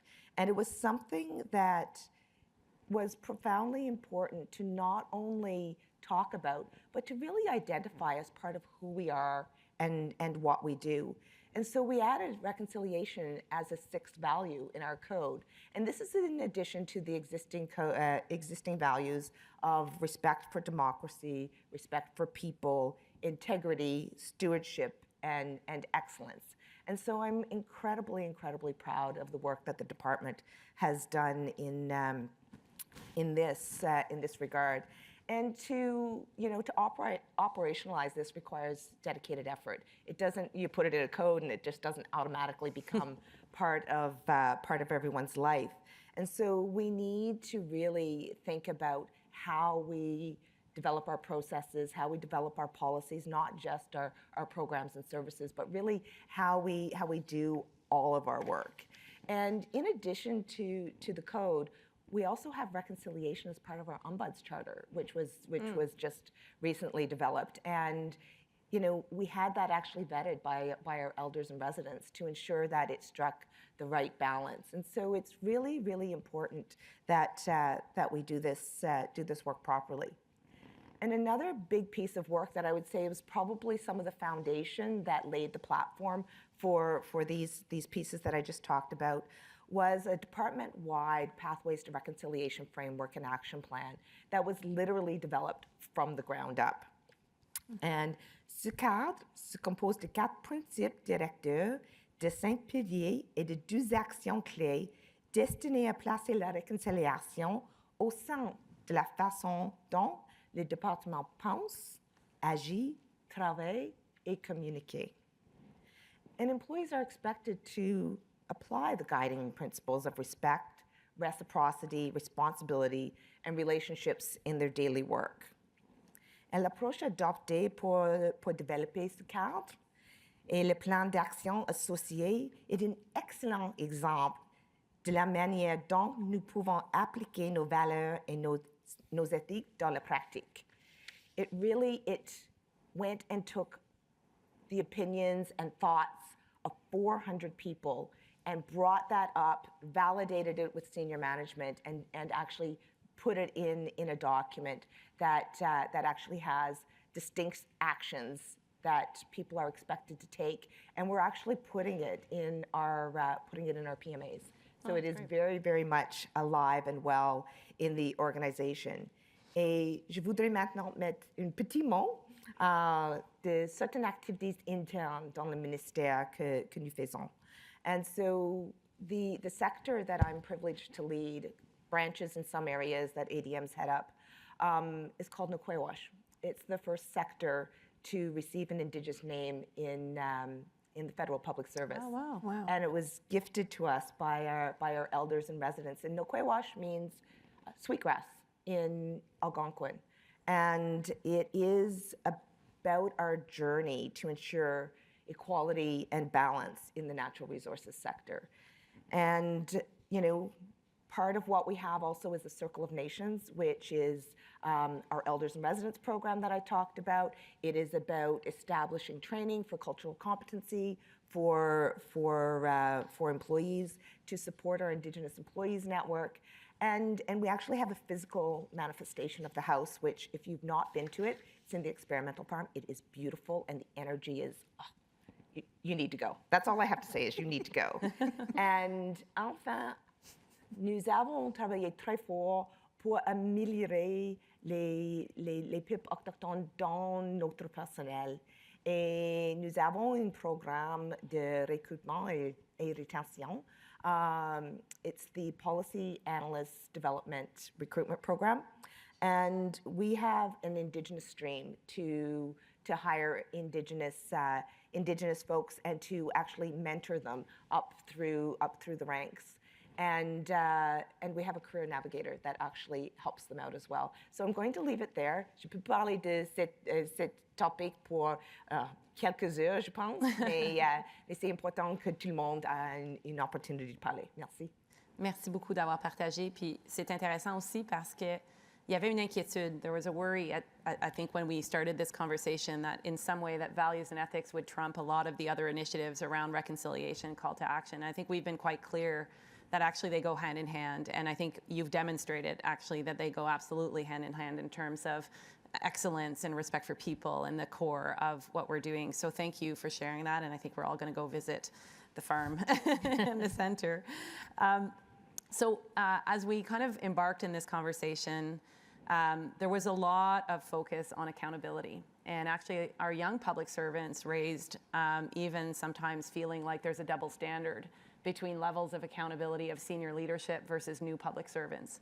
And I think that in part, we have to be probably a little bit more open and transparent around the accountability that exists. And I think that we saw from our colleagues at Global Affairs that there's a really interesting way that we can do that and think about how we communicate that accountability and consequential accountability. So Vera, talk to us a little bit about how you got to where you got and the report you published and maybe some best practices for all of us to reflect on. Merci. Merci, Christiane. Donc, au fil des ans, Affaires mondiales Canada a été confronté à une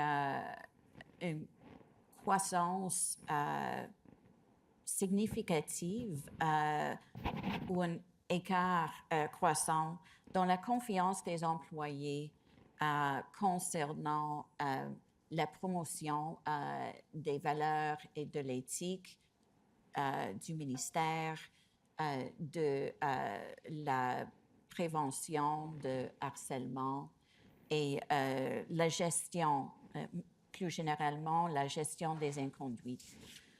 Et le sondage des fonctionnaires fédéraux a souligné que les principales raisons pour lesquelles les employés ne signalent pas leurs préoccupations, c'est l'impression que ça va servir à rien. Donc, qu'est-ce qu'on fait avec ça? Nous avons pensé à ça et comment on peut réagir et en fait to win back or to raise the confidence levels of our employees. And that comes squarely at accountability. And our deputy minister came up with the idea of this annual reporting exercise.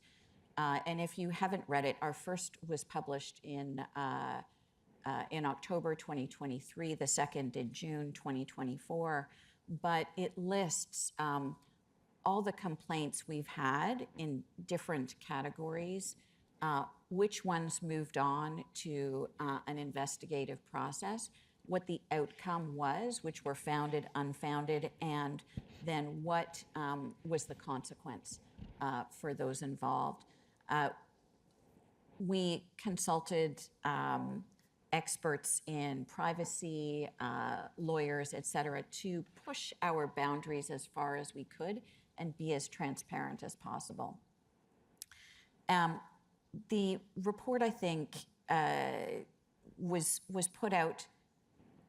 I spoke about increasing the confidence of our employees, also by holding us to account, but also improving or developing a better understanding for our employees of what are the various mechanisms one can use to show all employees, again, educate them again on our standards, remind them of what is acceptable and what is not, and to encourage reporting, and through all of that, reduce wrongdoing and misconduct.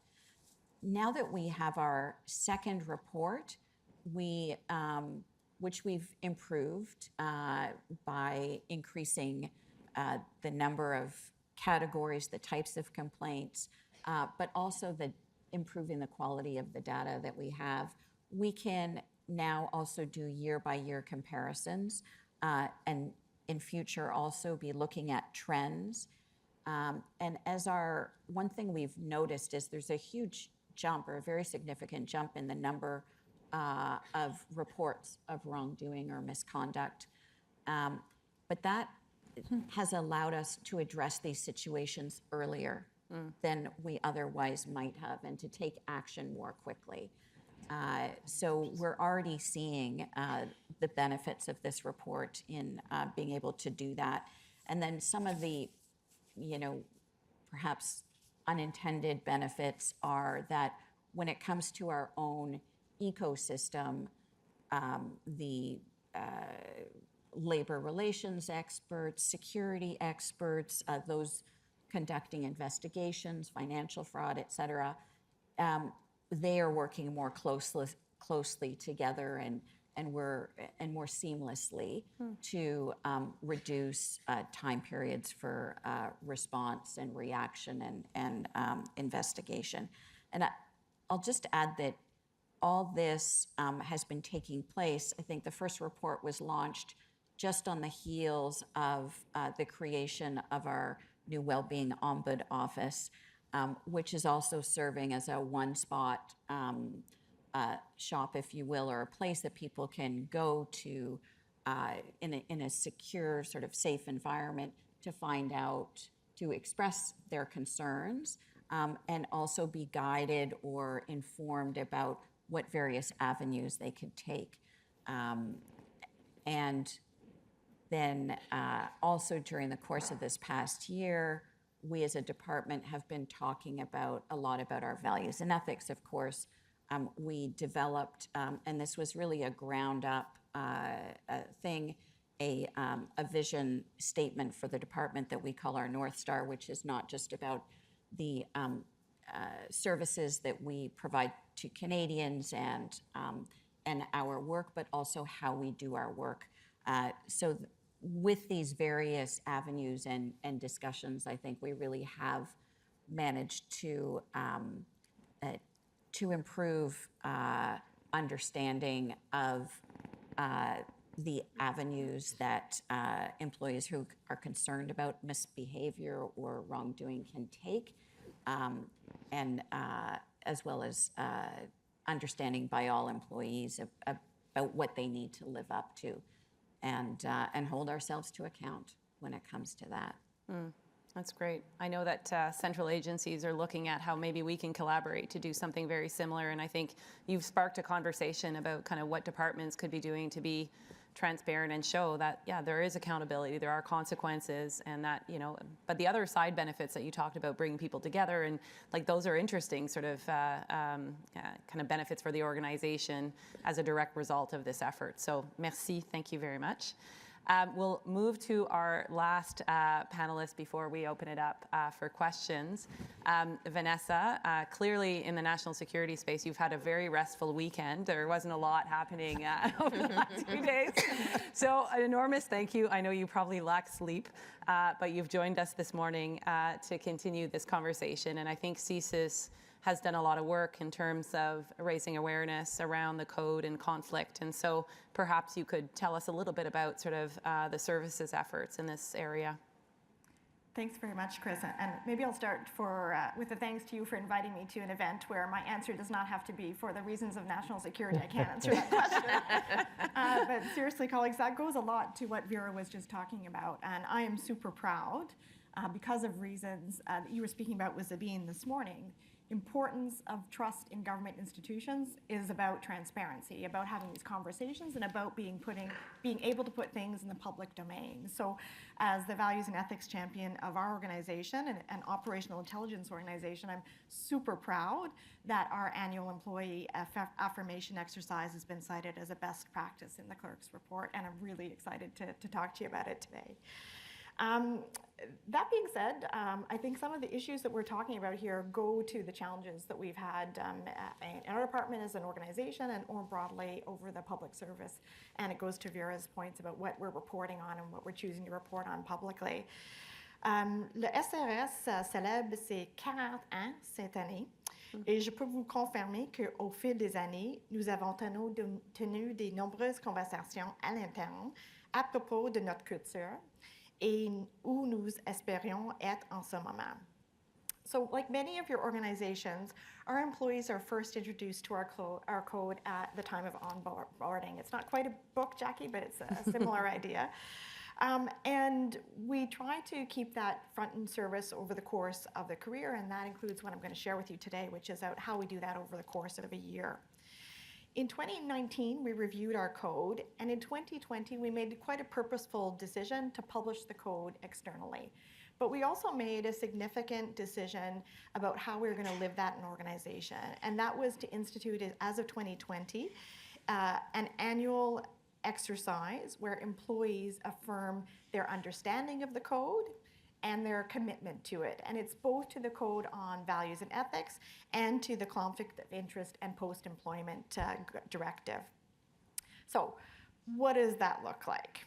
Chaque année, au cours d'une période d'environ 2 mois, le SCRS organise une campagne de sensibilisation pour rappeler aux employés leurs obligations en ce qui traite au code et à l'attestation annuelle.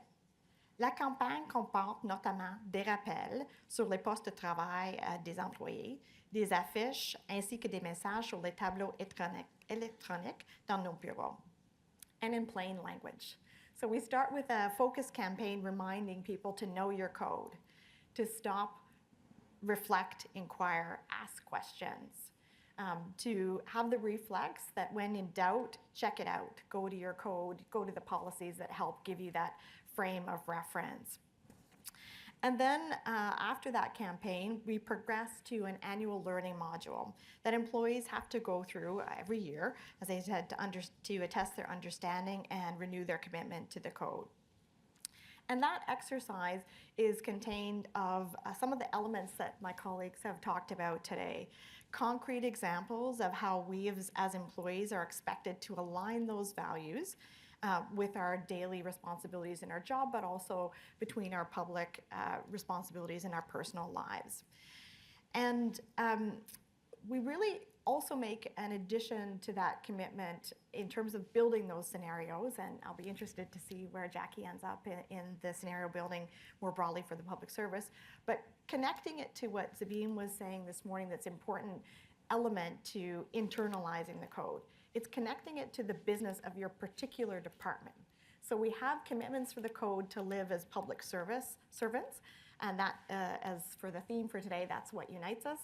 And we're also driven by what particular value, how we apply our particular values and ethics to the work that we're doing in service of Canadians. So, les membres du SCRS ont à cœur de sauvegarder la prospérité et les intérêts du Canada en matière de sécurité nationale et pour la fin même de protéger notre population. Notre engagement envers le Code est un élément crucial au succès de notre mission. Les valeurs qui y sont énoncées guident nos gestes dans le cadre de nos fonctions. Elles sont la base de notre travail et nous aident à maintenir la confiance du public et en ce, en répondant aux plusieurs autres normes en matière d'éthique. So, thanks to this annual attestation exercise, we have an opportunity to make sure that living our values and ethics is at the front and center of all of our professional responsibilities. The annual affirmation exercise helps us to remind us that ethical decision-making is not just about the big issues, it is about the big issues, but it also happens in our everyday. So our code guides us in making decisions that reflect our values.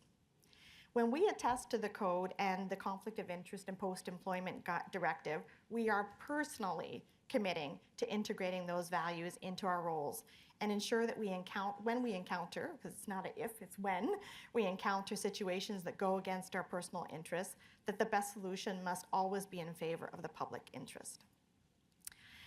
En particulier, l'opportunité que ça nous donne à chaque année, c'est que lorsqu'on vivons des périodes de changement sur le plan personnel ou professionnel, nous devons réévaluer nos activités et nos fonctions.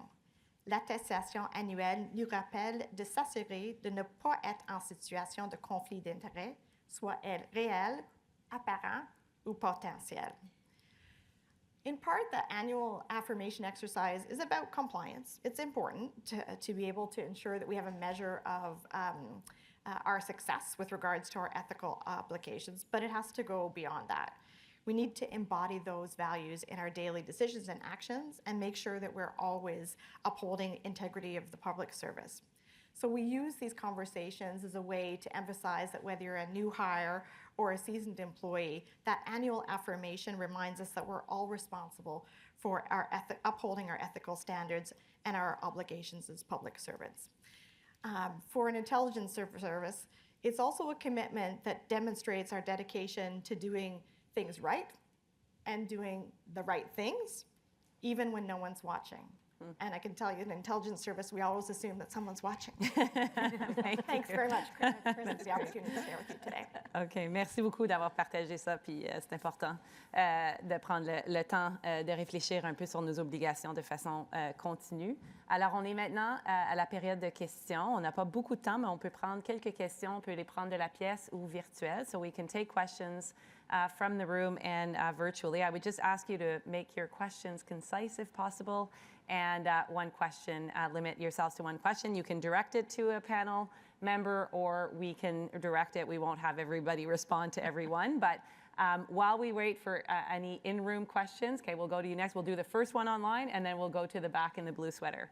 So how do you streamline different interpretations of shared values?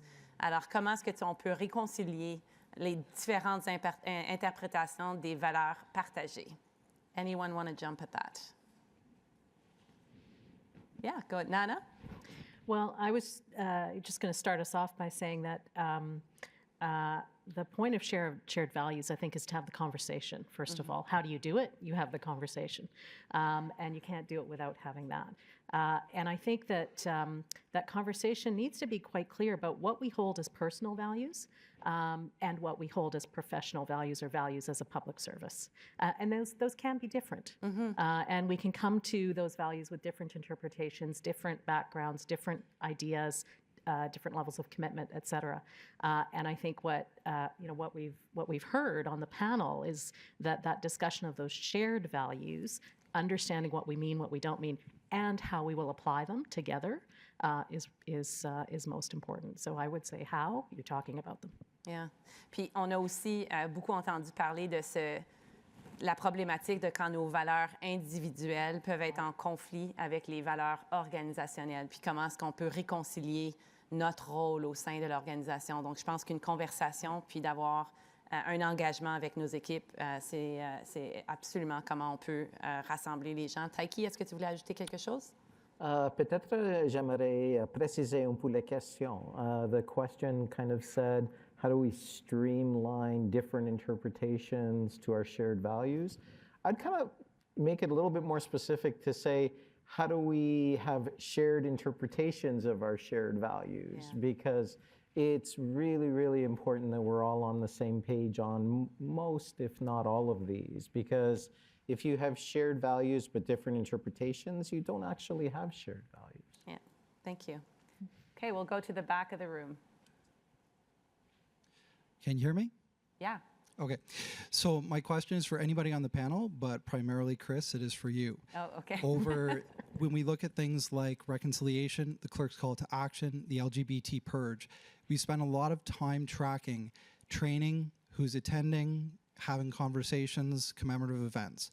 What we haven't been doing is how do we move from that awareness piece that I think we're doing well at to concrete structural change. If we're going to talk about respect for people, it has to go beyond awareness and conversation. It has to result in an environment where people can speak up. And I'll be quite honest, I can speak up today partially because I have white privilege. I can speak in this space. And it's not a safe space, not necessarily here, but in my career, in the different departments I've worked in. I've been assaulted for speaking up. So my question is, how do we move from discussion to concrete, structural, enduring change? Well, thank you, and thank you for raising sort of your own sort of journey and the challenges that you've had. I think part of the conversation that we've been having is around concrete actions. To your point, it's the awareness piece is important, the engagement piece is important, the conversations have to be had. But I think what people need to see at the back end of that is what are the concrete changes that they will see within their departments, whether that's the creation of ombuds people, whether that's better data sharing amongst our targets for recruitment to be a better and a more diverse workforce, actually identifying the barriers that we see in people's ability to achieve higher levels or get opportunities, whether it be for language training or mobility. And so I think what you are articulating is where the system needs to go, is clarity around action, clarity around results against those actions, changes that we can make at the leadership level to empower people. And I think one of the hardest things to hear or see or do as in a department is when you know that employees within your organization are suffering, when you know that there's racism or you know that there's discrimination, and trying to find ways in those particular instances to change the system to support people. So I think that we get to that through action. I think we get to that through transparency around what we're doing, why we're doing it in a particular way, what we're prioritizing, because the system does not shift overnight. And I think that some of it will be enormously challenging. You talked about reconciliation. Probably the biggest challenge we will have as a system is co-development vis-a-vis our Westminster system. We haven't actually tackled that. That's very difficult. How do we do that? How do we actually work within sort of the system, yet be committed to reconciliation? So I don't have the perfect answer for you, but I think what we have to do, each organization and government-wide, is become more concrete about the actions we take, being more transparent about why we've chosen certain things ahead of others, and then actually working together on results. And I think that execution is something we should all be focused on. Execution of the changes within the public service and execution in operations and our ability to serve Canadians. We have struggled because we're big, and sometimes it can be hard to be nimble. We have great examples of execution. If you look at programs that have been stood up, changes that have been made, the post-pandemic and pandemic recovery, there's really great examples of that. But I think execution goes at the heart of your question because it actually delivers on some of the words that we have been using for a long time. So thank you for that question. OK, je vais aller à une autre question dans la pièce et ensuite on va aller en ligne. So I'll go over to you. Yeah. Yeah, I think someone's going to come with a mic, actually. Hi, can you hear me? Yes. Great. My name is Alexis Ford Ellis. I am a Gwich'in woman, and I have a lot of questions, but I'm going to stick to the one like you asked. And it is around mental health and wellness. I'm the director for for the wellness and the Indigenous Wellness Resource Center at the Knowledge Circle for Indigenous Inclusion. And what I'm running into oftentimes is, although we're doing lots around resources, building resources, making sure that they're distinctions based, is I'm still coming across, and so are my colleagues, addressing bullying of our Indigenous employees for being Indigenous, for not being Indigenous. Often I will be a mental health support for many of our colleagues who are being disciplined or who are being going through an investigation, going through a grievance. Oftentimes, from my perspective, because of my background, I know that they're also dealing with their own trauma, intergenerational trauma. So coming all the way back to it is, within the private sector, there is a piece of legislation called duty to inquire. We don't do it necessarily in the federal public service. We think we do, but we don't. And so what I would like to know is how can we better, and this might be for you, Jackie, and it might be for all of you, but how do we better address, under the United Nations Declaration Act, how do we look after our Indigenous employees in government?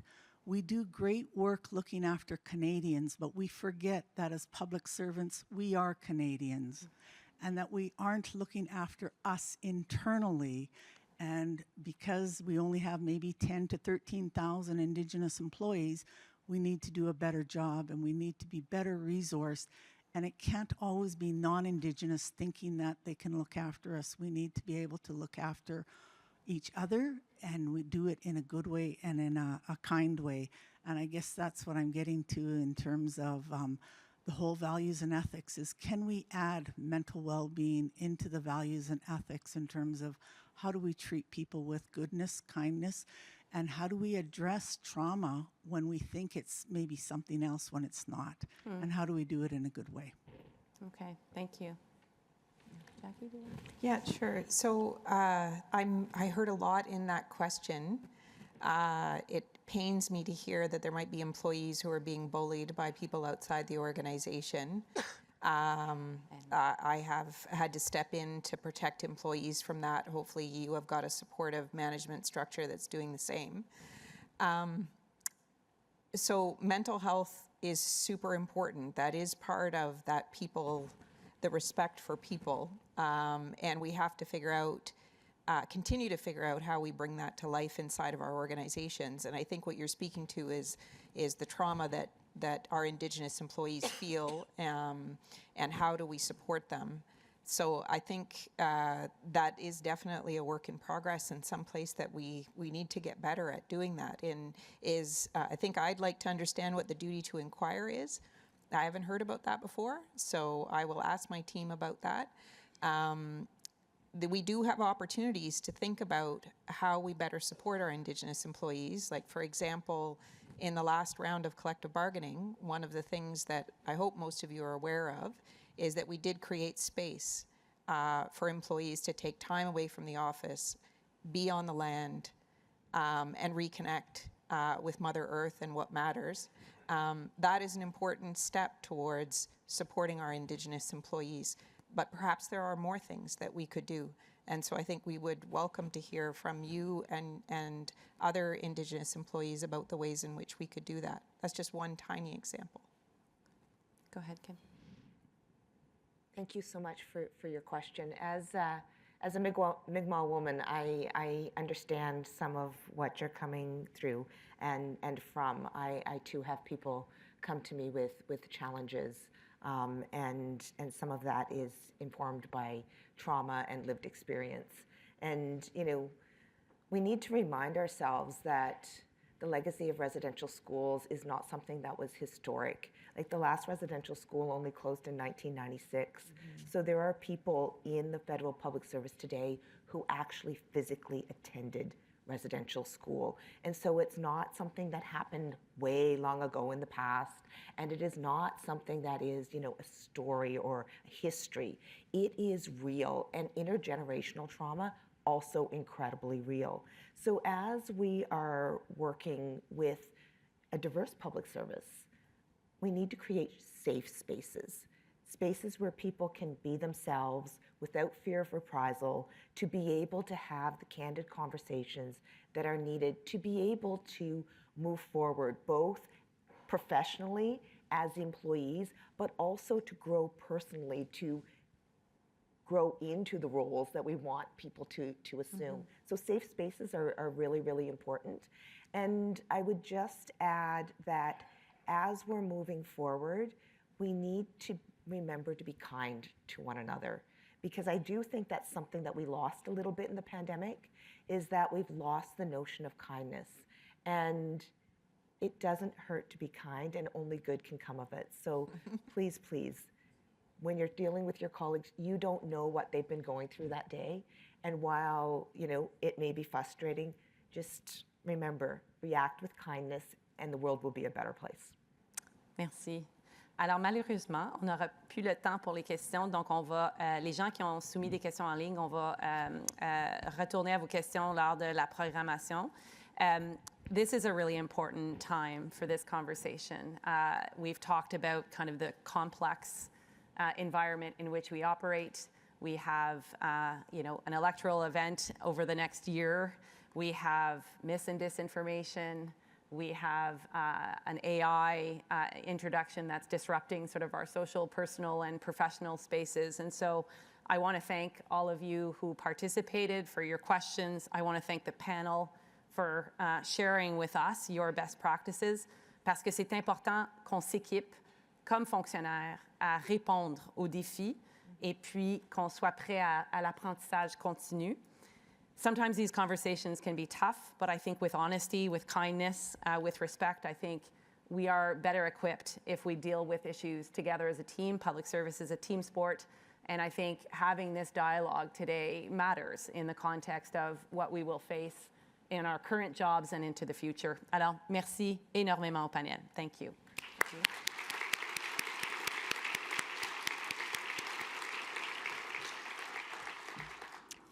Thank you, everyone. And I just want to reiterate our gratitude for the active engagement. We do hope to get to some of those questions later this afternoon, but in the interest of time, before we take a quick break, just a couple of short highlights, if I will. Un grand nombre des ressources qui ont été mentionnées justement durant la discussion sont disponibles dans notre kiosque virtuel. Donc, on vous encourage à y accéder à travers le code QR que vous voyez à l'écran. And also to mention that over the next couple of days, the social media team actually from the Privy Council office is set up just outside down the hall for those of you who are here in the room to interview willing participants on topics related to the symposium. And these interview clips will be featured on PCO's social media accounts. So feel free as you exit the room to participate. Donc, nous allons maintenant faire une courte pause. Dans l'intérêt de garder à notre agenda, je vous demanderai, s'il vous plaît, de revenir à 13h45, heure normale de l'Est. So 1:45 back in this room, Eastern Standard Time. And a final warm applause for our panelists here today.